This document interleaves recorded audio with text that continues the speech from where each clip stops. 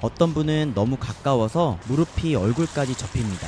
엉덩이가 벽에 닿아버립니다. 반대로 너무 멀어서 발끝만 겨우 닿는 분들도 있습니다. 둘 다 턴 직후 풀아웃에서 추진력을 거의 만들지 못합니다. 그럼 어떻게 맞추는 게 좋을까요? 물 먹어도 괜찮아 끝까지 뛰어. 플립턴을 배우려고 하면 거의 대부분 여기서 포기합니다. 덤블링이 안 됩니다. 벽은 무섭고 코로는 물이 들어오고 거리도 맞지 않습니다. 결국 나는 운동신경이 없나? 플립턴은 원래 어려운 기술인가? 그래서 다시 사이드턴으로 돌아갑니다. 그런데 여기서 질문 하나 드리겠습니다. 정말 덤블링을 못해서 플립턴이 안 되는 걸까요? 사실 많은 분들이 가장 중요한 부분을 놓치고 있습니다. 플립턴은 덤블링을 잘하는 기술이 아닙니다. 순서대로 차근차근 제대로 만드는 기술입니다.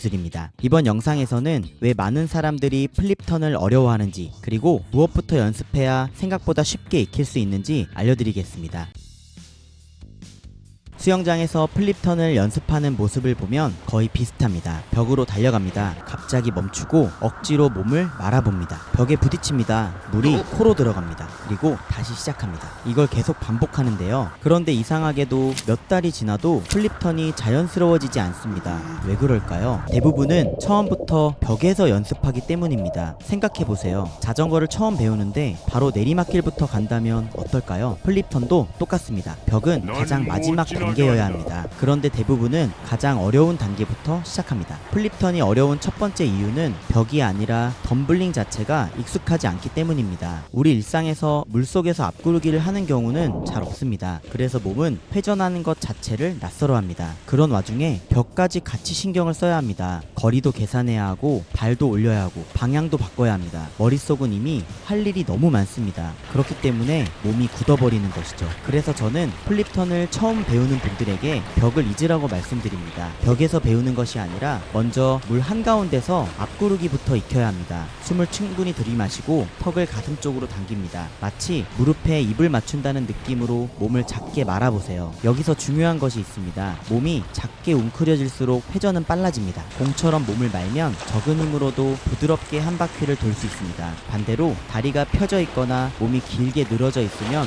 회전이 잘 되지 않고 느려집니다. 많은 분들이 힘이 부족해서 못 돈다고 생각하지만 사실은 몸을 크게 만들고 있었던 것입니다. 초보자들이 가장 많이 당황하는 순간이 있습니다. 바로 코로 물이 들어가는 순간입니다. 이 경험을 한번 하고 나면 몸은 다음부터 회전을 무서워하게 됩니다. 그래서 머리를 끝까지 넣지 못합니다. 회전도 멈추게 됩니다. 여기서는 아주 쉬운 해결 방법이 있습니다. 몸이 뒤집히는 동안 코로 아주 약하게 바람을 내보내는 것입니다. 세게 내쉴 필요는 없습니다. 거품이 살짝 나올 정도면 충분합니다. 이 작은 공기 흐름이 물이 코 안으로 들어오는 것을 막아줍니다. 처음에는 노즈 클립을 사용하는 것도 좋은 방법입니다. 중요한 것은 플립턴을 배우는 것입니다. 코에 물이 들어오는 공포와 회전을 동시에 배우려고 하면 난이도가 훨씬 올라갑니다. 하나하나씩 동작을 나눠보면 생각보다 훨씬 빨리 익힐 수 있습니다. 이제부터는 벽을 잇고 세 가지만 연습해보세요. 첫 번째는 수영장 가운데서 앞구르기만 반복합니다. 똑바로 도는 것이 목표입니다. 두 번째는 몸을 최대한 작게 만들어 봅니다. 무릎과 가슴 사이의 거리가 가까워질수록 회전은 훨씬 빨라집니다.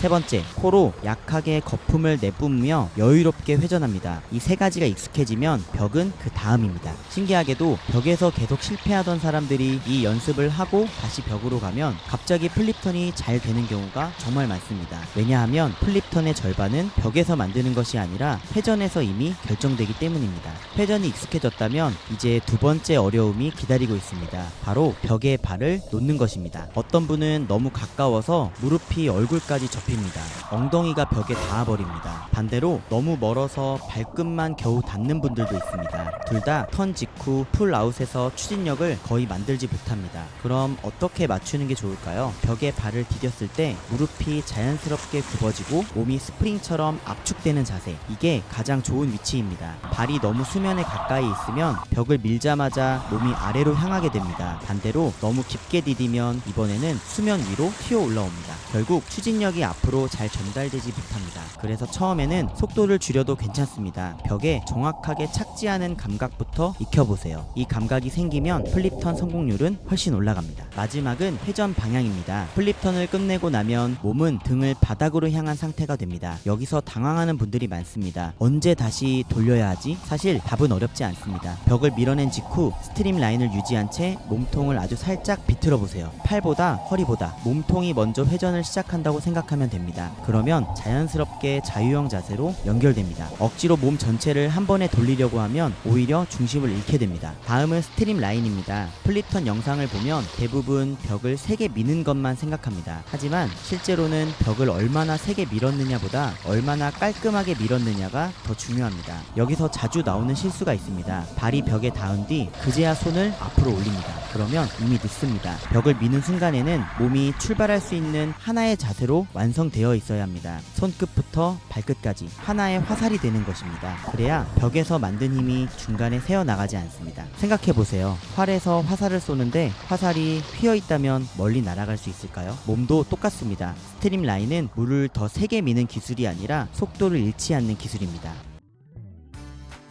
플립턴은 운동신경이 좋은 사람만 하는 기술이 아닙니다. 잘하는 사람들을 보면 엄청 빠르게 도는 것 같지만 사실은 순서대로 차근차근 진행하는 것이 비결입니다. 플립턴이 어려운 이유는 대부분 벽에서 너무 많은 것을 한 번에 하려고 하기 때문입니다. 회전을 익히고 착지를 배우고 스트림 라인을 만든 뒤 벽을 밀어내세요. 이 순서만 기억해도 플립턴은 이전보다 훨씬 쉬워질 것입니다. 그리고 어느 순간 벽 앞에서 멈추던 여러분이 속도를 잃지 않고 자연스럽게 반대편으로 출발하는 자신을 발견하게 될 것입니다. 그때부터 플립턴은 어려운 기술이 아니라 수영을 더 즐겁게 만들어주는 기술이 됩니다. 준비한 영상은 여기까지입니다. 끝까지 시청해주셔서 감사드리고요. 영상이 도움이 되셨다면 구독과 좋아요 그리고 하이 버튼도 눌러주세요. 다음 컨텐츠 제작에 큰 힘이 됩니다. 그럼 다음 영상에서 뵙겠습니다. 빠르고 그리고 즐겁게 수영하세요.